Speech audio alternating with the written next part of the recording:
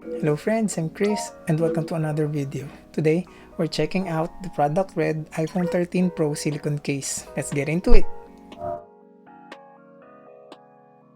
Okay, so we have the case front and center. Flipping it over, we can see some product information in the instructions, then the security peel-off tab. And inside, of course, the silicone case itself. That's it. I've always chipped out with my cases, and this is actually my first ever original iPhone case. Obviously, I love me my red stuffs, so it's a no-brainer. Plus, every purchase of the product red line helps the global fund's COVID-19 response, so it's a win-win. If you're looking to buy Apple's original accessories and don't have a specific color in mind, consider purchasing the product red and consider subscribing. Anyways, I'm actually rocking my iPhone XR caseless aside from this brand skin, not sponsored, how I wish.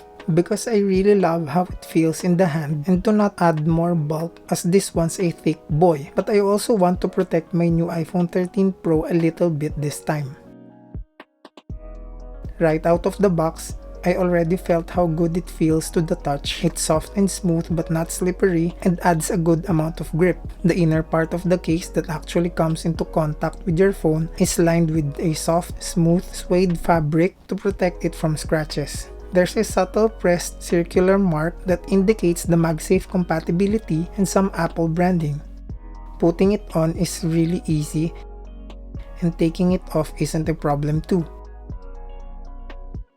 There's a satisfying MagSafe animation that shows up when they get into contact, and once inside, the sharpness of the 13 Pro's stainless steel edges are covered and is now more comfortable to hold. Buttons aren't compromised either. They're still clicky and responsive.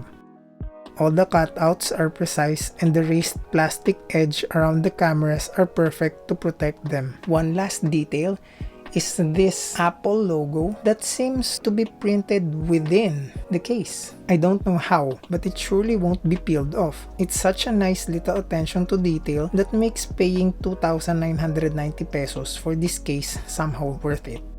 Everything seems so positive about this, but well, for now, that's the case. Of course, I haven't used this one extensively and only time could tell how it will really hold up in the long term. Are you planning to get a case for your iPhone or you're living dangerously?